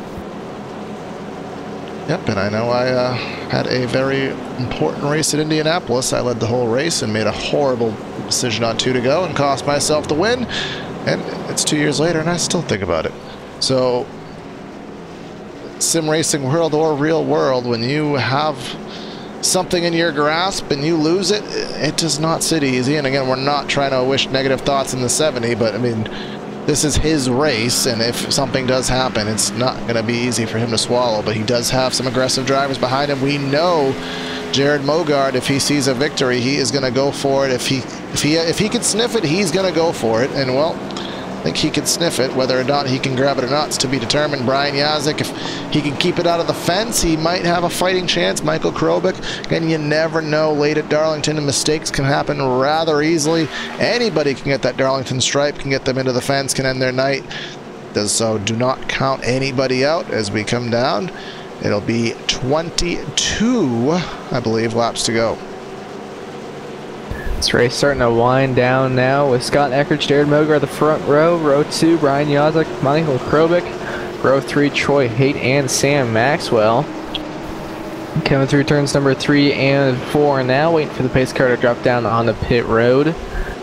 And waiting for it. There it goes now. Waiting on Scott Haggerty to get us back underway. When is he going to choose to go? Late or early? And looks like it right in the middle. And he got a pretty good jump over Mogard, who really didn't get the greatest start there, and Yazik's still going to be on us inside. To be deja vu, the 55 and the 00 are going to be side by sside in 1 and 2. Is the same result going to happen? What's going to happen through the center? This is where the contact happened last time, and Yazik will give the 00 the spot and avoid any further incident. So already out to a 6/10 of a second lead is Haggerty, and if anybody has something, I mean, they're going to have to light the fire right now. Yeah, and Haggerty already a massive lead, 0.7 of a second after just 1 lap. So that's really looking to be in his favor. Yeah, not really anything there that is going to give a sign that somebody's going to be able to catch him. He's just going to have to run 20 nice, solid laps. Doesn't even need to run against the fence. I think if he just runs a conservative line, I still think he's going to be faster than anybody else. But again, can't count anybody out, but 00 and 55 there within relative close quarters for the second spot. Again, teammate to Yazik in that 72 machine. He is in 4th. Sam Maxwell, remember, he had a chase bubble that he had to worry about very loosely, but he's in the top 5, running strong right now. Jordan Ashland in 6th. Troy Haight in 7th as Ashland kicking up some sparks. Jim Foose has survived the Darlington Brawl and is in the 8th spot. Tyler Seville in 9th, and Nick Curling rounding at your top 10. My times are kind of evened out a little bit. Actually, last time by, Mogard was a 10th quicker. Let's see if he can keep that up. Yeah, a 10th quicker, we'll get there. Obviously, 18 laps to go coming this time by. Did the 70 roll the pace down a little bit to be conservative? Did he run a bad lap? Is this 00 faster? Last time by, Mogard was a very minute amount faster. Not much that will register on the radar, but technically he was a little bit faster. Yeah, only less than 0.02 of a second. We'll see this time if he is any quicker. And it does look like he is starting to close in. Yep, last time by 2 100ths. Yeah. So that's 2 100th a lap for 17 laps. That's 0.2 of a second ultimately coming off the gap. So he's going to have to fire the wick a little bit hotter than that if he's going to get there. And he did not get off a 2 very well. And everything he just gained, he pretty much just lost it off a 2. And he's into the fence in 2. Nearly in the fence off a 4. So see, that reflects in about a 1/10 and almost a half slower than the 70 last time by. See if you can get a run here out of turn 2 and still losing a little bit of time there. Gap almost back up to a full second. And he's starting to run out of time.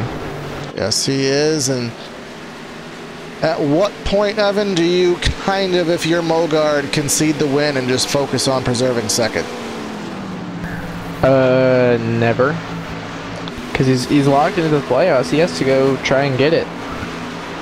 He has nothing to lose. He does have nothing to lose, but at some point, does he kind of realize it's not gonna happen? Or is, I mean, as a racer, you never want to give up. You never give up. You have to fight to the very last minute.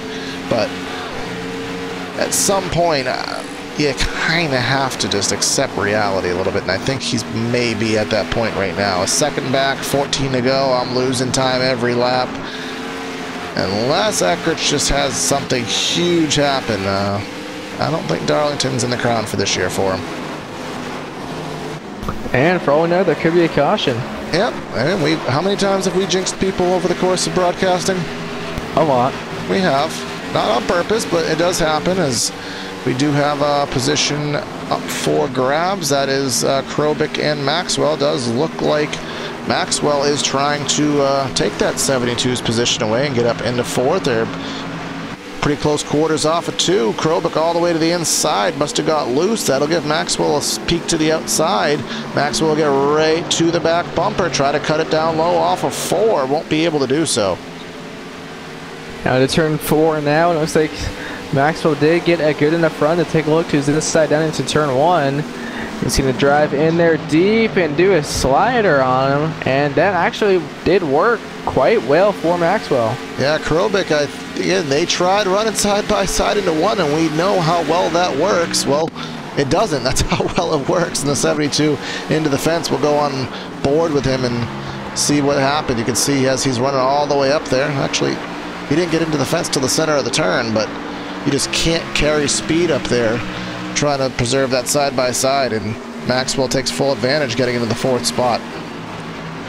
And caution, Corey. Well, well. Tower Seville may change a couple things. I'm not entirely sure it'll change everything, but definitely going to add a little bit of spice into this last duration of the race. Pit or not to pit? Pit. I think we're going to see a mixed bag. Well, we'll see what that bag of Skittles does offer. Is that number 11, again, just got loose off of 4 and hard into the inside wall. If you want to win this race, you have to do whatever Eckrich does not do. If he pits, you stay. We'll see what he decides to do. His pit road should be open here. Is he going to pit? Is he going to stay? We're going to go green with 6 to go. Maybe 7 to go. It's going to be within the ASRS cutoff lap, so there will be no further restarts after this. So everyone's going to pit, and I am very... Oh, Sam Maxwell around on the entrance pit road. Oh my God, and Jordan Ashland is stuck behind him, and there's a stack up trying to get on pit road. What happened right there? Looks like he just locked the rears up or something. He just turned left on the pit road. I think just... He downshifted. I don't know if it was in the first or what, but... Yep, so on the speedway, I am showing Josh Gallagher as the leader right now. Yeah, we're going to see here. Is he going to choose to stay out? Jared Mogard, 2 tires. Scott Eckrich gets out on 4 tires. We wait for Brian Yazik, who is Did Yazik speed on pit road? It appears that the answer to that question is yes. Looks like he might be getting some damage fix. Because speeding on pit road, wouldn't that be an EOL? No, that'd be a 15-second penalty. I thought it was 15 seconds if it was under green. Either way, that he was in the pits for 20 seconds in addition to his stop, so again, not sure. Maybe he had a meatball flag and had some required damage to be done. Not sure on that, but Yazik didn't have well, it didn't go the way he would like it to go. Josh Gallagher did come to pit road, so this will give Jared. And Maxwell did not stop. So he's staying out there with his damaged car. He drove. He just drove through pit road. So as a summary of what we're going to see with approximately 5 or 6 to go, we have Jared Mogard on 2 fresh tires. We have Scott Eckrich on 4 fresh tires, who has been the absolute just assassin tonight. He has been just, nobody has had even remotely anything to challenge that 70 tonight. Sam Maxwell, who was involved in that freak pit entry incident, did choose to drive through the pits and not get any service, so he's damaged with very old tires on that number 98. And then we have Michael Kropik and Jordan Ashel in the top 5. Jim Fu, Stick Curling, John Kennedy, Jason Stewart, and Mark Cohn in the top 10. Brian Yazik all the way back to 12th after that very extended pit stop. But the good thing for him is that he's locked in. Yep, just he won't have the necessary momentum he would have wanted to take into the Cup playoffs, but again, they won't have anything to worry about in terms of playoff positioning, because that's pretty much situated for him. And do you think he's going to go back to starting around in 10th? Because when he starts from the pole, it doesn't really work out for him. I had a feeling if we got to talk to him, I guarantee he would probably say something on those lines, but very nice guy. Always one of our favorite interviews is that number 55, but not appearing that that's going to be the case tonight, because he's not going to most likely finish on the top 3 barring any freak incidents. It does look like the battle is going to be Mogard, Eckrich, and Maxwell for the win. Well, actually, maybe Michael Kropik and Jordan Ashland with all the tire disparity going on up front. Can Mogard do it? Are we going to run green to find out? The answer to both of those questions is maybe. Always taking the easy way out, aren't you? Yeah. Can't blame you. So again, Mogard, who has been a fast car tonight, not quite as fast as the 70, but a fast car nonetheless. He has those 2 right side tires that are fresh, older left side tires. 70, the fastest car tonight, on 4 to the outside. Mogard in control of what will be the final restart of that, and he's already going early as possible on the box, trying to get the jump green flag back in the air. Maxwell did not get going at all there with, I'm assuming he's down on power. That's going to stack at Jordan Ashland. And now Jim Foose as well. Oh, God. 27 in the 98. Nearly made some contact there. They do stay green, but here comes Eckrich up front into the fence off of the final corner, off corner number 2, rather. He needs to get this pass done. If any caution comes out, it will end the race. Going to turn 4 with Jerry Mogard up and top. They are loose. racing. Here comes Eckrich. God. We may have a caution. They're wrecking. Yazik spinning to the inside. Caution out. Who is going to be the winner? I think Eckrich got it. We'll see. Is that 55? I mean, I'm sorry. Is that 70 going to have to relinquish the position? We're not going to know until they catch the pace car.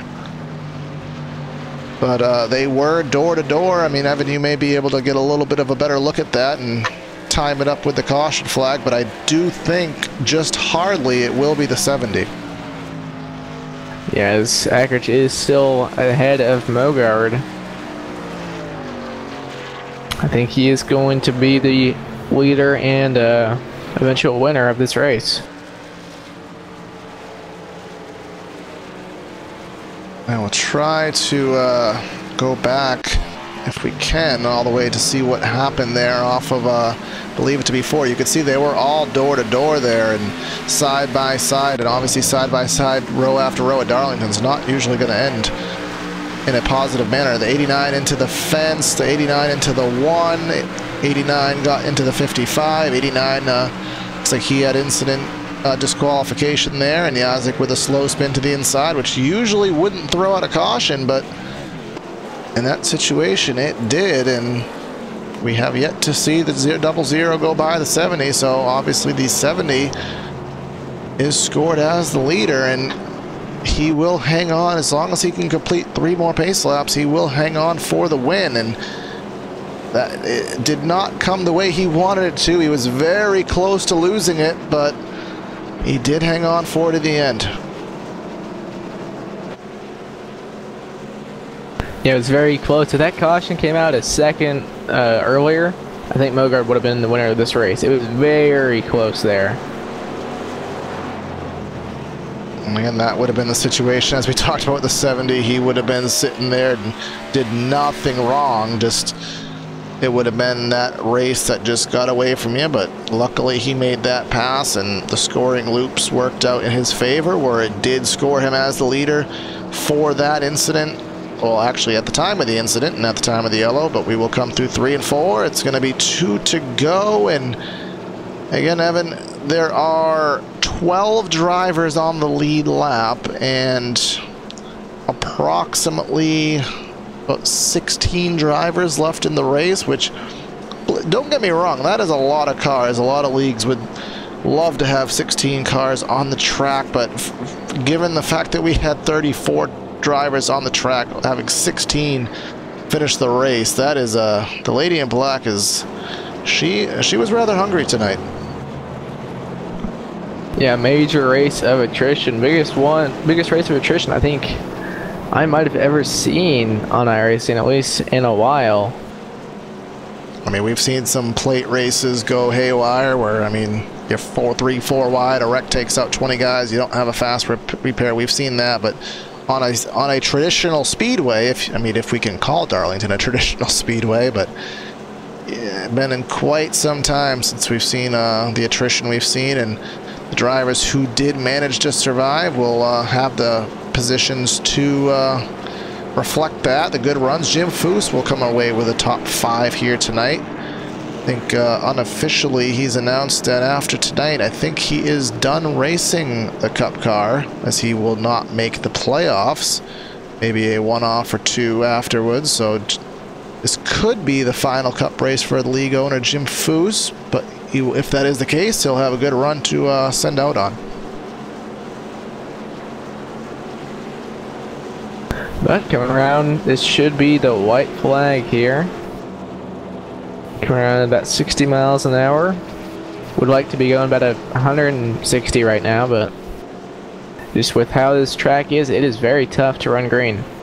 Yes, it is, and do want to appreciate those who have boosted this video up in terms of the likes and dislikes. Not sure what the hate is, but thanks to everyone who has liked the video and show this ASRS that you like what they put on tonight. They did put on as good of a show as they could, given what Darlington presented, and it'll be a very well-deserved win for the 70 and half a lap around the speedway. How many laps has he led so far, Corey? We shall assess. That'll be 123 and 124 when he takes the checkered flag. That is a lot of laps led. That's only, what, around 25 or so he didn't lead? And the majority somewhere of those, in there. Majority of those were pretty much drivers staying out under yellow, and I mean, there was only that last battle with Mogard and maybe a couple quick battles here and there, or excuse me, where he was not the leader of the race. But behind the Mustang pace car, the Sheraton 200 Throwback Night at Darlington goes to Scott Agrich. And Jared Mogard going to come home in the 2nd position, and Michael Krobik in 3rd. So very well-deserved win goes to the 70 of Eckrich. We'll offer him our congratulations on taming the lady in black here tonight. See that little door tap there from the 72 saying congrats, man, and great job in tonight's race. So we're going to step aside for a brief break, and I'll allow these guys to hopefully join us in the booth for a couple quick words. So stay with us. We'll be right back with you.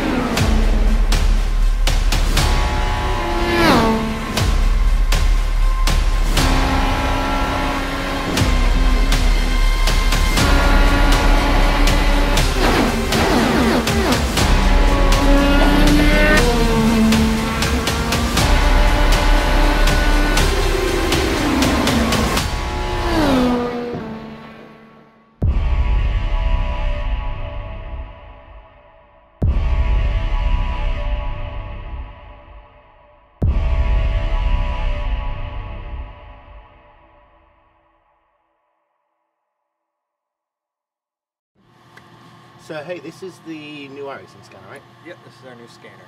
Wow. And this scans all your tracks and will scan everything else around it as well? Yeah, you can even scan yourself with it. Oh, that's awesome. Now, don't tell Tony that I asked, but how do you turn it on?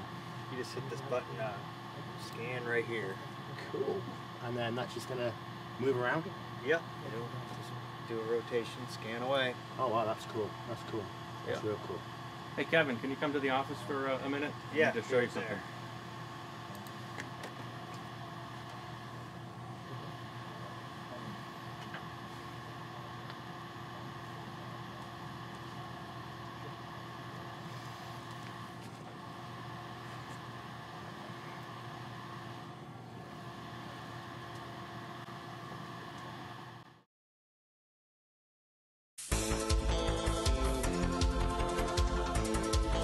And we're back here for the post-race show after the Sheraton 200 presented by league driver Jared Haggerty. And before we get into interviews, let's just quickly go over the final rundown from tonight's race. Scott Eckrich with the win, leading 124 laps. Jared Mogard taking home a second. Michael Krobik in third. Jim Foos with the top 5 tonight. In fourth, Sam Maxwell in fifth. We have Jordan Ashland, Nick Curling, Jason Stewart, Troy Haight, and Mark Cohen, your top 10. And finishing in the 11th position, we have Josh Gallagher, pole sitter. Brian Yazik finishes in 12th. And that's all the lead lap cars. First car lap down is Kenny Baker in 13th. John Kennedy 14th, Tyler Seville in 15th. Rest of the top 20, we have Jared Haggerty, Andy Veltman, JT Littler, Richard Fletcher, and Tim Knott. All right, and then 21st through 30th is David Hudson, Woody Bahan, Zach Calloway, Mitch Brown, Jake Morris, Jordan Harnish, Travis Wright, Brandon Crispin, Brian Crispin, Brandon Kreutz, and then Scott Holler. And the rest of the field, we have Brandon Stokes 31st, Steve Bahal 32nd, Clarence Bonner 33rd, and Tommy Cannon 34th. Of course, Nick Kaufman, as my throat is just going away on me right now. Admin does not race, so that's that. Now let's get to the post-race interviews where Evan has caught up with third-place finisher Michael Krobik. So, Michael, you're not racing in every race here this season, but you're showing up, getting a third-place finish here at Darlington. What are your thoughts after tonight's race? Yeah, Evan, I mean, I just decided to show up a couple minutes before the race. I got back into the country a couple days ago, and I decided, hey, you know what, it's time to run and kick out that old HPP simulation Ford, throw back to Jeff Bodine and the QVC scheme, and it was good to get a good run. We got like one lap of practice in, and I didn't have too high expectations for the race tonight, but kept it clean and just kept digging. Yeah, for how little practice you had and rolling off in 8th, that was a good qualifying effort, coming home in 3rd. What was the race out there like for you? It looked like everyone was really struggling, especially out of turn 2. Yeah, it was just about finding your rhythm. I like tracks that put the back into the driver's hands, and it was pretty good. I had a good run off of 2 most of the night, and solid grip all around. We got burned a little bit on a green flag pit stop there. Came in, caution came out like a lap later, lost a lap, battled back from 14th, but kept it clean. Yeah, well, you come home with a 3rd place finish, and is there anyone you would like to thank or give a shout out to? Yeah, a couple of sponsors here. HPP Clipping That Apex Canadian Mini Indy. That track there is run by Robert Wickens' brother, Trevor. And I just wanted to give a shout out to Robert Wickens. We're thinking about him and all his family pretty well. And, bad wreck the other day, and just he's in our thoughts. Yeah, all right. Well, thanks for talking with us, and congrats on your 3rd place finish. Thank you, sir. Now, Corey has caught up with 2nd place finisher Jared Mogard. All right, Jared, a hard-fought 2nd place here tonight at Darlington. Didn't look like anybody had anything for that 70, but you nearly snuck it out there on those 2 tires, and if that caution came out maybe 5 seconds earlier, it would have been yours. Just gonna talk about that last 2-tire call and ultimately how your whole race went overall. Yeah, we needed to get about 5 seconds sooner there. I don't know, served a penalty to start the race, and was able to drive back up there and finish 2nd. I don't know, I kind of figured we were going to have a yellow late, and I thought maybe I could take 2 tires and get a quick yellow and end it under yellow and steal a win, and it almost paid off. We were just a couple seconds short. Yeah, I mean, it was obviously a complete race of attrition tonight. It doesn't look like your right side is too banged up, but what was it like with the Darlington Stripes tonight? And Was there any close calls when you were going through the field with getting involved in any wrecks tonight? Yeah, I think we only got into the wall a couple times the whole night, which is pretty impressive for being Darlington. But I don't know, I kind of had fun going through the field there. This is a track where if you know how to get around there, you're so much faster than maybe guys who aren't as comfortable riding up against the wall like that. So for me, it was fun. Only got to do it a couple different times there, but yeah, I don't know, it's fun, and just got to keep it out of the wall and be smart and stay focused. And the guys that did that ended up front tonight. Yeah, that is definitely the case, man. And again, coming home with a second, you're headed into the playoffs with a good position. You have Vegas in a couple weeks for the Cup car. You got Mossport in the trucks next week. What are your thoughts heading into the playoffs? You looking forward to it? You get nervous, or any tracks you're not looking forward to? I don't really get nervous. It's more of a challenge, so we'll take it and run with it. I don't know. A little nervous for next week. We're not the greatest on road courses and stuff, but we'll see if we can steal this Cup championship. I'm sure Ward will be back for the championship or for the start of the Cup playoff, so we'll probably race him for third again at best. But I don't know. We'll see what happens, and you know, if we get lucky enough to win one, we'll definitely take the championship for sure. All right. Any final shout-outs today, Jared? Yeah, kind of take Nick with Coughlin Racing Graphics and Twitchy Race Reports for being on my car, and title sponsor for the Cup Series, and you guys for doing the broadcast, all the fans watching. Shout out to my buddy Brad, who watched the last part of the race and was cheering me on and team speak as well. So yeah, we'll get after it again next week. All right, Jared, thanks again, and we'll be talking to you soon, I'm sure. Thank you, appreciate it. And now, Evan has caught up with the winner and the dominator tonight, Scott Eckrich. So, Scott, you come up with a win after leading, I believe, 124 of 147 laps. So, what are your thoughts after this race? I'm just, we just came in here tonight, hoping to, just not wreck. On the kind of on the edge there for points. So, to go ahead and bring it home, that was kind of an awesome surprise there, and it definitely made it exciting at the end. We just barely got there before the flag drop. Yeah, with you having such a dominating performance, was there any point in this race where you're like, something is just going to go wrong? I know sometimes you get out there and everything's going right and you just feel like something's going to go wrong. And did you ever have that happen tonight? About every 3 laps. I mean, this track is very, very tough, but there was lots of things to dodge tonight. Just strange wrecks that only seemed to kind of happen at Darlington there. So I think at one point we were slaloming through cars on the backstretch there, and it's just a scary, scary track to race side by side or near anybody.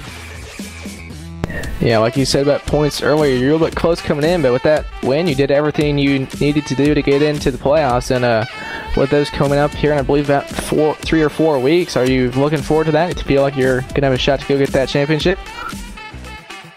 Yeah, definitely think we got a good shot. Feel like somebody's going to have to wreck Jeff for me to have a chance, but I'm usually a little better at these technical tracks, and not as much at the the cookie cutter style. So he's just really good there. So I can't imagine he won't be the favorite, but we'll give it our best for sure. All right. Well, is there anyone you would like to thank or give a shout out to after your win here at Darlington? Yeah, just give a shout out to all my teammates there at Loud Pedal Motorsports, and Michael Krobach, part-time driver, getting a real good finish there at the end. That was exciting. And James Curl for riding the setups. All right, well, thanks for talking with us, and once again, congrats on your victory here at Darlington. Thank you very much. All right, so that is the post-race show. Talk to the top 3 finishers here tonight, and well, we're going to call it a broadcast here on PTR TV on LSRTV. Before we do that, quick shout out to our PTR TV channel sponsors, Air Movement and Fabrications, Kreutz Custom Graphics. Our overlays provided by ibog.co. You can check out his work for any broadcast overlays you may be looking to have worked on or done yourself. So Well, that's the Throwback Night. Hope you enjoyed the music. Hope you enjoyed the schemes. Hope you enjoyed the race. Stay tuned for... Actually, we'll be off next Monday night, but stay tuned next Tuesday. We'll be here bringing you the trucks at Mosport for the Sam Maxwell Customs ASRS Truck Series, and the playoffs will be underway for both series. And you want to stay tuned on Tuesdays to make sure you don't miss the action. See who's going to come down with and win both titles here for the American Sim Racing Series in 2018. So signing out of the booth tonight is Corey Silva and Evan Black. Have a great night, everyone, and we'll catch you next time.